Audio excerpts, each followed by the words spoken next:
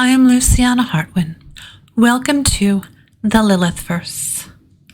So, the goddess Lilith, closed practice or open? Today we're diving into the fascinating world of Lilith, a figure shrouded in mystery and symbolism. Lilith's story has captivated imaginations for centuries, and her worship practices continue to spark discussion. One question that arises is the worship of Lilith a closed practice? Let's explore what closed practice means and delve into the arguments for and against closing the doors to Lilith's worship. Demystifying closed practices. All right, don't panic. I think we'll be okay. But in religious and spiritual traditions, a closed practice refers to rituals, beliefs, or deities that are restricted to a specific group of initiates. These traditions may have specific cultural or ancestral ties. They require specialized knowledge, or they focus on practices that could be misunderstood or misused by outsiders. There are valid reasons why some traditions choose to remain closed. So what are the arguments for a closed Lilith practice? Some argue that Lilith's worship might be a closed practice due to her historical portrayal. Lilith's myths often depict her as a powerful but sometimes destructive figure.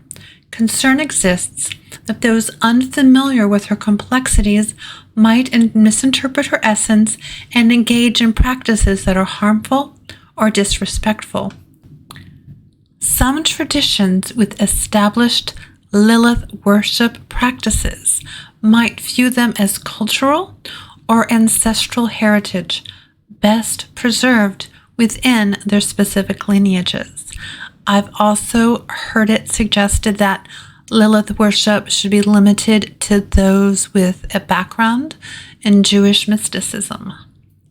Arguments for an open Lilith practice. There are strong arguments for keeping Lilith worship open.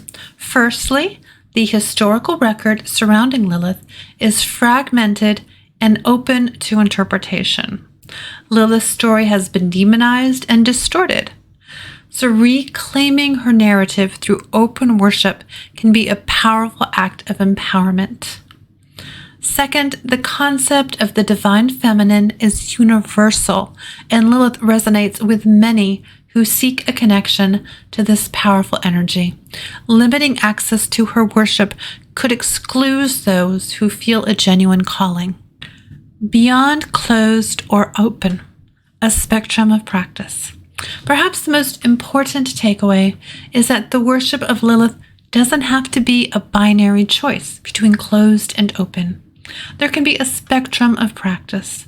Established traditions with specific rituals and lineages can exist alongside individual practices inspired by Lilith's symbolism and energy.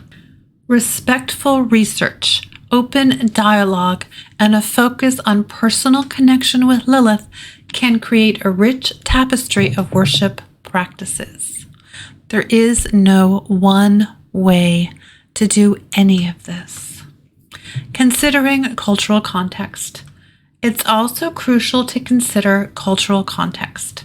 Cultures with established Lilith worship practices deserve respect for their tradition. However, this shouldn't prevent others from feeling a connection to Lilith and exploring ways to honor her in their own spiritual journeys. You do not own a deity. While some argue that Lilith worship should be restricted to those of Jewish descent because her myth as Adam's first wife originated in Jewish mysticism, this perspective overlooks the universality of the divine feminine and the power of mythology to transcend cultural boundaries. Lilith's symbolism resonates with themes of independence, strength, and untamed feminine power. qualities that hold meaning for many across cultures. Limiting her worship excludes those who feel a genuine connection to this energy, hindering the potential for a more inclusive and expansive understanding of the divine. Mythology often migrates and evolves, with figures gaining new interpretations and meanings in different contexts. By embracing Lilith's symbolism and integrating her into diverse spiritual practices, we can enrich our understanding of the divine feminine and create a more inclusive space for spiritual exploration. Lilith, a figure for all. Ultimately, the question of whether Lilith worship is closed might be less relevant than the question of how we approach her. Lilith's story and symbolism resonate with a wide range of people. She embodies independence, defiance, and the raw power of the feminine. If you feel drawn to Lilith, research respectfully, explore her symbolism, and find ways to connect with her energy that feel authentic to you. Exploring the power of Lilith. Whether through established traditions, personal rituals, or artistic expression, there are countless ways to explore the power of Lilith. Her story reminds us that the divine feminine is multifaceted, encompassing not just nurturing love, but also fierce independence and untamed passion. Lilith beckons us to embrace the complexities within ourselves and forge our own unique paths. Open hearts, open minds. Lilith's worship is not inherently closed. By approaching her with open hearts and minds, we can create a space where diverse practices can coexist. Lilith's legacy is one of empowerment and self-discovery.